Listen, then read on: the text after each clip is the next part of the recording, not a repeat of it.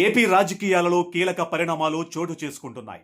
ఒక జర్నలిస్టుల అరెస్టులు, యూట్యూబర్లపై కేసులు, లాకప్ డెత్లు, పసిపిల్లల మిస్సింగులు, ఇలా అనేక సవాళ్లు ఎదుర్కొంటుంది కూటమి సర్కార్.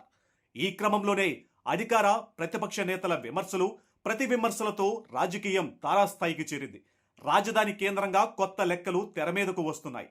వైసీపీని లక్ష్యంగా చేసుకుని కూటమి నేతలు కొత్త వ్యూహాలు అమలు చేస్తున్నారు.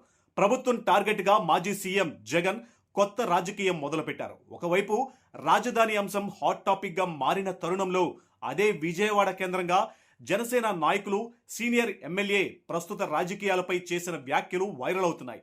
ఈ దఫా ఎందుకు ఎమ్మెల్యేగా పోటీ చేశాను అనిపిస్తుందని సంచలన కామెంట్ చేశారు. ఈ మాటల వెనుక ఆంతర్యం ఏంటో ఇప్పుడు చూద్దాం. మండలి బుద్ధప్రసాద్ సీనియర్ రాజకీయ నాయకులు.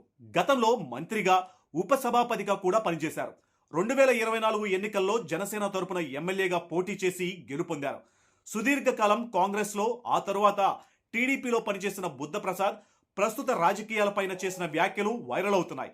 తాను జీవితంలో చేసిన పెద్ద తప్పు ఏదైనా ఉంది అంటే అది ఈ దఫా ఎన్నికల్లో ఎమ్మెల్యేగా పోటీ చేయడం అంటూ వ్యాఖ్యానించారు.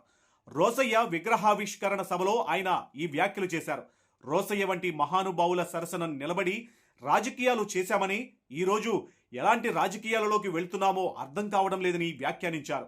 రాజకీయాలలో ఎందుకు ఉన్నామో అని నిత్యం బాధపడాల్సి వస్తుందన్నారు. రోసయ్యకు ఇతరులను ఎలా గౌరవించాలో తెలుసని, ఇప్పటి నాయకుల భాష వాడలేదని చెప్పుకొచ్చారు. సిద్ధాంతపరంగా వ్యతిరేకించారే కానీ వ్యక్తిగత విమర్శలు చేయలేదని చెప్పారు.